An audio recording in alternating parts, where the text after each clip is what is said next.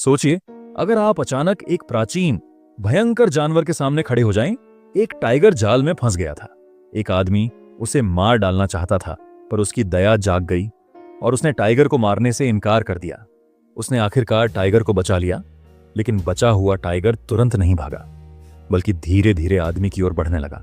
सौभाग्य से टाइगर केवल आदमी की खुशबू सूंघकर संतुष्ट हो गया और जाल से कूद कर भाग गया।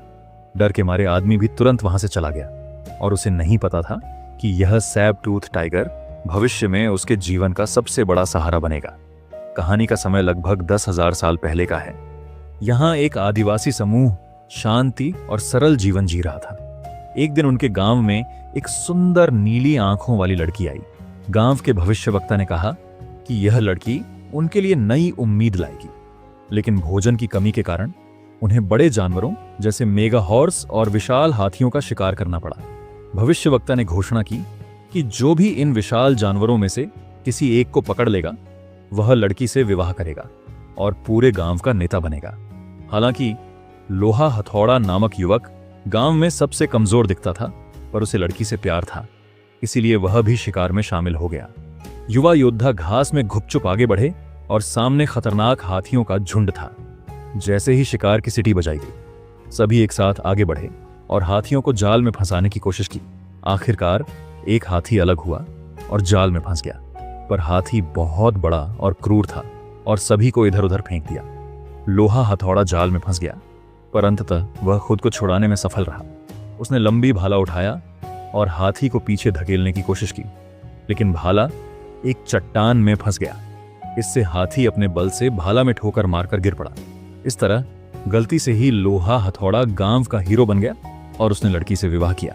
गांव ने सर्दी से पहले पूरे शीतकाल के लिए भोजन इकट्ठा कर लिया, लेकिन उसी रात कुछ अनजान लोग आए। सारे भोजन लूट लिया और गांव के अधिकांश युवकों को पकड़ लिया। लड़की भी उन लोगों द्वारा ले जाई गई। ये लोग सामान्य मानव से कहीं अधिक शक्तिशाली थे। लोहा हथौड़ा बचा हुआ समूह लेकर लड़की और युवकों को बचाने निकला। उन्होंने बर्फीले पहाड़ पार किए और अज्ञात जंगल में पहुंचे। वहां उन्होंने विशाल मुर्गी जैसी प्रजाति से सामना किया और लोहा हथौड़ा बहादुरी से उसे मारकर बच निकला, लेकिन लड़की से अलग हो गया। थोड़ी दूर आगे बढ़ने पर वे अन्य जंगली आदिवासियों द्वारा घेर लिए गए। तभी पीछे से एक प्राचीन सैब टूथ टाइगर की दहाड़ सुनाई दी। टाइगर सामने आया और जंगली आदिवासियों को डराकर पीछे हटा दिया। टाइगर सीधे लोहा हथौड़ा की ओर बढ़ा, जैसे कह रहा हो, लोहा हथौड़ा मेरे संरक्षण में है, कोई भी उसे हिला नहीं सकता। इस साहसिक कृत्य से लोहा हथौड़ा जंगली आदिवासियों के नेता बन गया। आदिवासी मानते थे कि जो कोई टाइगर से संवाद कर सकेगा, वही उन्हें देवी देवताओं की पकड़ से मुक्त कर उन्हें स्वतंत्र बना सकेगा। इस प्रकार लोहा हथौड़ा न केवल अपने गांव का हीरो बना, बल्कि जंगली आदिवासियों का नेता भी बन गया और उसकी बहादुरी ने उन्हें अपनी स्वतंत्रता की राह दिखाई। लोहा हथौड़ा जानता था कि शक्तिशाली दुश्मनों का मुकाबला करने के लिए सभी को एकजुट होना होगा। अपनी पत्नी और गांव के लोगों को बचाने के लिए उसने इन जंगली आदिवासियों का नेतृत्व किया और शेन के महल की ओर बढ़ा। रास्ते में वे अन्य जंगली आदिवासी समूहों से भी मिले। जब उन्होंने जाना कि लोहा हथौड़ा शेर दांत वाले बाघ से संवाद कर सकता है, तो सबने उसे अपना नेता मान लिया और उसके पीछे हो लिए। लोहा हथौड़ा की सेना धीरे धीरे लाखों की संख्या में बढ़ गई। वे तेजी से आगे बढ़ते रहे और अंततः नदी के किनारे दुश्मनों का पीछा किया, लेकिन दुश्मन की तकनीक उनके मुकाबले कहीं अधिक उन्नत थी। इसीलिए लोहा हथौड़ा और उसके लोग अपने लोगों को ले जाते हुए केवल देखते रह गए। नाव की अनुपलब्धता के कारण उन्हें अलग रास्ता लेना पड़ा। वे अनंत रेगिस्तान में 64 दिन और 64 रात तक चले। कई बार बुरी तरह से थक गए और बारिश में भीगते रहे, लेकिन लोहा हथौड़ा ने आकाश में तारों की मदद से दिशा पहचान कर अंततः रेगिस्तान पार कर लिया।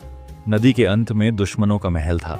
वहां हजारों लोग विभिन्न आदिवासी समूहों से पकड़कर लाए गए थे। यह देखकर सभी ने समझ लिया कि ये लोग सब दुश्मनों के दास बन चुके हैं। यहां तक कि शक्तिशाली हाथी भी दुश्मनों के अधीन अपने दास बन चुके थे और उन्हें केवल उपकरण की तरह इस्तेमाल किया जाता था। दुश्मनों के शासन में लोग अत्याचार और कष्ट सहते थे। जिनका कोई उपयोग नहीं होता, उन्हें क्रूरता से बलिदान के रूप में भेज दिया जाता था। लोहा हथौड़ा ने ठान लिया कि वह अपनी पत्नी और गांव के लोगों को बचाएगा। उसकी एकमात्र योजना सभी को एकजुट करना थी।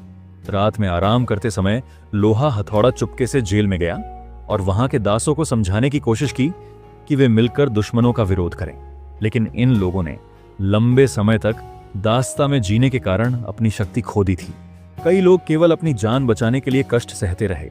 एक वृद्ध ने लोहा हथौड़ा से कहा कि मनुष्य दुश्मन को नहीं हरा सकता। यह बात सुनकर लोगों का उत्साह एकदम कम हो गया। फिर भी लोहा हथौड़ा ने हार नहीं मानी।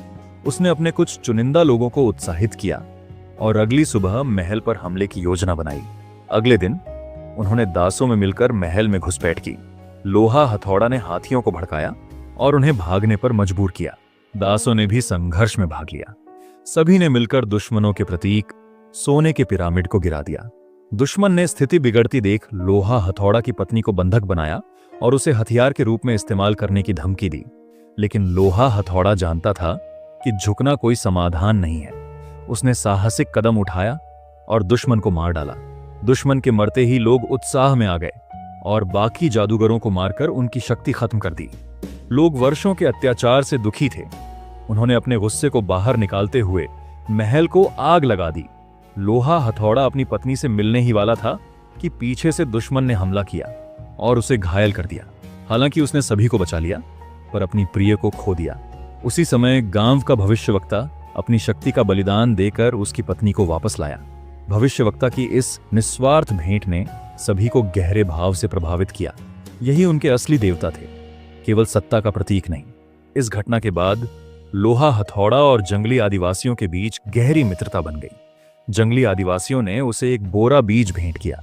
अंततः लोहा हथौड़ा अपने गांव लौट आया और अपनी पत्नी के साथ सुखपूर्वक जीवन बिताने लगा।